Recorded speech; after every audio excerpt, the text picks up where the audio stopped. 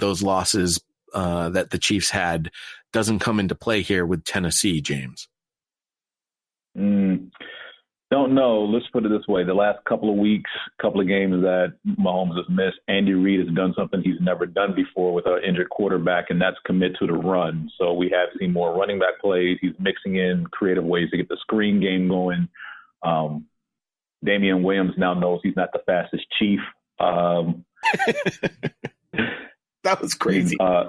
Yeah, it was amazing to watch, and he knows firsthand now he's not the fastest person on his team. So, yeah, I mean, look, whether Mahomes plays this week or not, and according to the injury report, he was a full participant in practice on Wednesday. So what that means for the rest of the week and for Sunday, we don't know. It may be a game-time decision.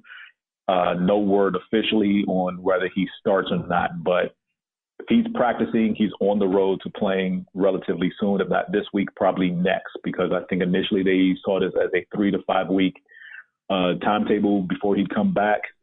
And we're right there on that 3-week edge right now. The defense, I can't say anything nice about this defense because last week was disgustingly ugly. 43-40 was the final score against the Minnesota Vikings. And yes, the Vikings have a very solid offense, but you're at home, you have a dome team outdoors, and there were spots where you could have taken advantage, and they didn't. So that's all I got. As far as injuries, Alex Okafor and Frank Clark, defensive ends, are listed as questionable, along with Kendall Fuller. For the Titans, we have Corey Davis, Jaylen Brown, Ben Jones, Delaney Walker, and Malcolm Butler all show up on the injury report. Malcolm Butler was placed on injury reserve on Tuesday with his wrist injury. Jarrell Casey shows up as questionable as well. That is a blow to the Titans secondary. Not something you want to see when you're facing the Kansas City Chiefs, a blow to your secondary. The New York Giants will be facing off in the Meadowlands as the away team against the New York Jets. This is the battle for who sucks more or who sucks less in New York. Giants have won 5 of the past 6 meetings. Jets did win the last matchup, which was back in 2015. I'm going to put my faith in Neil's boy, Sam Darnold. He's not this bad. He just needs an offensive line, somebody to throw to. Robbie Anderson is a very good number 2. He's not a number 1. Could also use some production from Le'Veon Bell. And hopefully it'll happen in this game. Giants are favored by 2.5, but I'm going to go with the Jets. Monty is 2. James and Don are going with the Giants. James, why the Giants? Because the Jets are a walking disaster and their head coach is a moron. Well, I mean, that's all I got. The Giants are pretty close to that same description. Yeah, but at least the Giants look like they know what they're doing from time to time. And between a quarterback seeing goals and a defensive coordinator who likes to blitz for the sake of blitzing when it doesn't call for it, I have no faith in the Jets. I still think the game against Dallas is an aberration, and what we've seen from them for the majority of the year is the real Jets team. So people can keep going back to, but they look good against the Cowboys. Okay, the Cowboys had both tackles missing from the game, and their best receiver leave the game after like 4 plays. They were supposed to come pull that win out of their butt somehow miraculously, but outside of that one game, the Jets look horrible. Before I throw it to someone else or get the injury report, we have to read Giant Superfan Jared's right up here. Gosh. Giants at Jets, LOL.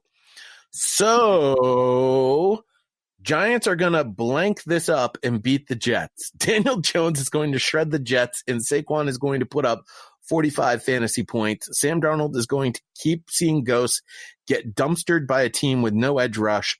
The Jets try to their best and yet lose to a team who is trying to tank in more ways than one. Jets have a few bright spots this week with turnovers and their special teams playing well. If you aren't starting the Jets kicker in fantasy, I highly suggest it, or the Giants kicker for that matter. Giants 33, Jets 18. It wasn't that bad, but it wasn't that bad. Pretty close. Pretty close. What is the injury report on this? And then we can move on, because obviously this is a game that I don't even think people in New York care about. Yeah, for the Giants, Sterling Shepard still in concussion protocol. Evan Ingram is out with a foot. Tackle Michael Rimmers has a back injury and was limited in practice. For the Jets, let's start with the key guy on defense, C.J. Mosley. He's out. Ryan Khalil Center is questionable. Josh Bellamy has a shoulder injury, was placed on injured reserve, along with Tremaine Johnson. Le'Veon Bell has a knee injury. He's scheduled to participate in practice today. Linebacker Jordan Jenkins has a calf. Cornerback Maurice Canady, who they claimed off waivers from the Ravens, is listed as questionable. Chris Herndon has a hamstring. Demaryius Thomas also has a hamstring. And Brian Winters, the guard, is listed as questionable as well. I could go on and on because there are at least a half a dozen more names listed on here. There's no point. Next game. Yeah, I may have to switch my pick. All right. The final 1:00 game, the Arizona Cardinals, 3-5-1. The Tampa Bay Buccaneers are 2-6. The Cardinals are 23rd in the power rankings. The Buccaneers 24th. And once again, due to the rules of home field advantage, the power rankings will take the Buccaneers in this game. They are favored by 4.5 points. Cardinals have won the past 3, including a 38-33 shootout back in 2017. I suspect we're going to see another high-scoring affair, but I am going to take the home team in this game, as is everyone but Don. Don is going with Kyler Murray and the Cardinals.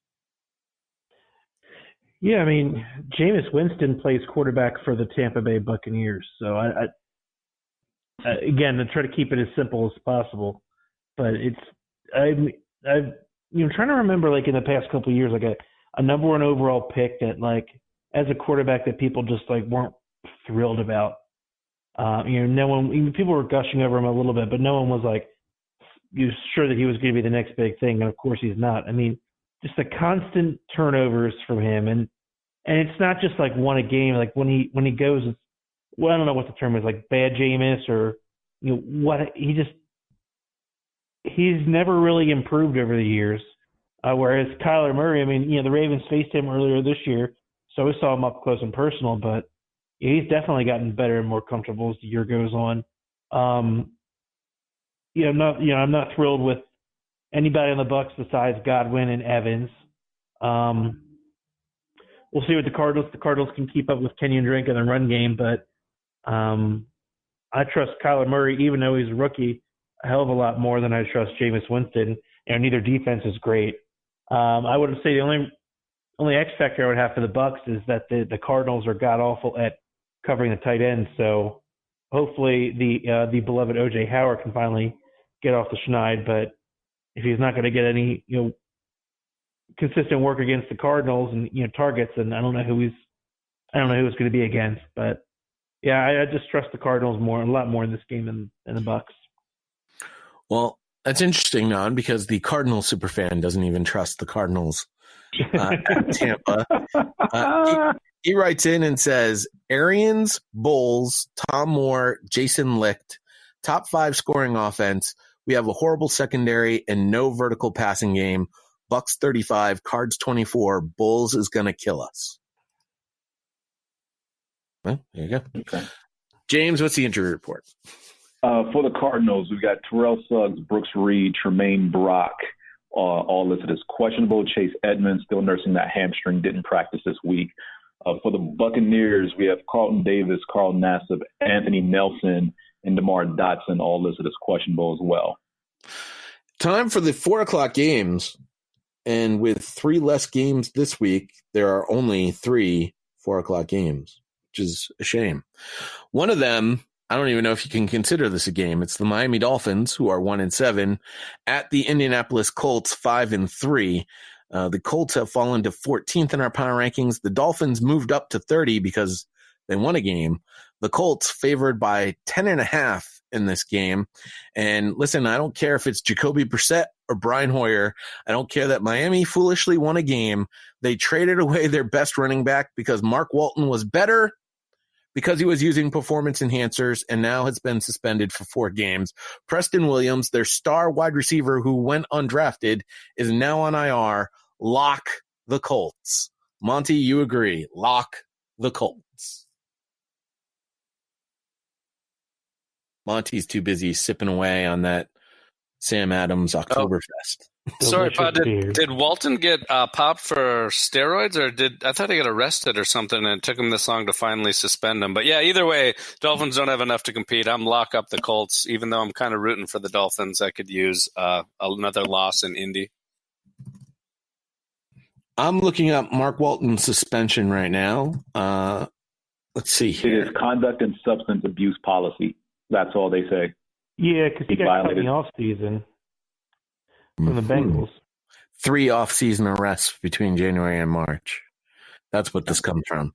All right, Not so he's that not there's anything using wrong with that. Panthers. Oh, gosh. No T.Y. Hilton. I think that could slow down the Colts. And what you said, Brian Hoyer? I don't know. I don't think 10.5. I wouldn't take the Colts with those points. I think the Dolphins will keep it closer than that. Yeah, I think so too. If it wasn't for Brian Hoyer, they beat the Colts. They beat the Steelers on Sunday. That pick six hurt. What's the injury report looking like, James? Malik Hooker didn't practice this week with his knee. Devin Funchess has a shoulder injury and probably not practice this week. Big one, Jacoby Brissett is limited in practice this week with his knee. T.Y. Hilton is doubtful with his calf. And Paris Campbell is out. For the Dolphins, no one cares. You mentioned the 2 players they have left on offense between Williams and Walton, and I don't care who is playing quarterback because they both suck. One sucks, and the other one just Arizona gave up on. So, yeah. There you go. All right. Well, the Colts are a little bit more banged up than I would have liked for a lock, and considering I've lost 2 locks so far this year. If Brissett plays, lock it up. All your plays, this game is going to be closer than it should be. Well, there you go. The Carolina Panthers are 5-3. They are at the Green Bay Packers 7-2. The Packers are 7th in our power rankings. The Panthers are 15th. Packers are favored by 5. Green Bay's defense features the only pair of teammates in the NFL to each record at least 8 sacks this season. That's Zadarius Smith, 8.5 sacks, and Preston Smith has 8. On Sunday, they can become the 6th pair of teammates to each record at least 10 sacks in their team's first 10 games of a season since 1990. I don't think that's going to happen, but there will be a sack or 2, and I do think the Pack will win. What do we want to call this duo? Do we want to call it the Smith Brothers Sack Pack? We think that's a good name for them? Does that come trippingly enough off the tongue? Sorry, No? Not buying it. Pass for me too, bud. That's a shame. Well, I thought I like the idea of like making it like a company. The Smith Brothers just doesn't do enough for me. And they're not. Well, I mean, brothers. you could go with the Sack Pack, but I've seen some videos with that title, and it may not be good for the radio. Yeah. All right. There you go. We're all going with the Packers in this particular game. No one's taking the Panthers. Cam Newton put on IR, so we will not see Cam Newton for the rest of the year. The Play 60 kid, Kyle Allen, will finish out the season. The question, of course, as we've been asking it all season long, James, are we going to see Cam Newton play for the Carolina Panthers next season? I hope so. Depends on how much guaranteed money is left on his contract. I know he's getting towards the end of that. They have not even talked about re-upping him anytime soon. This is a former league MVP and basically carried this team to the Super Bowl a few years back. So I don't see how they can just give him the boot out the door for someone. I get it. The contract situation is more appealing with Allen than Newton because of whatever money's left. But this offense is killing Christian McCaffrey. Yeah, he's showing out and he's being a superstar this year, but this is way too much for this quarterback needs to spread the ball around a little bit better than what he's doing. But McCaffrey, just before we get to anybody else, was held out of practice this week due to a knee injury. So between his knee and his back, McCaffrey's not going to walk away from the season healthy. He is definitely doing a lot of touching of the ball there, Monty. Yeah, and as long as McCaffrey's on his rookie deal, I would like to see a healthy Cam Newton and run CMC on the same field together. I think that'd be fun to watch. So I'm with James. I hope they bring Cam Newton back for at least another year, give him a chance to be completely healthy and see what they can do with this defense. Don, I'll give you a word on Cam Newton. Yeah, I mean, even when you saw him play this year, you could tell something was just not right with him.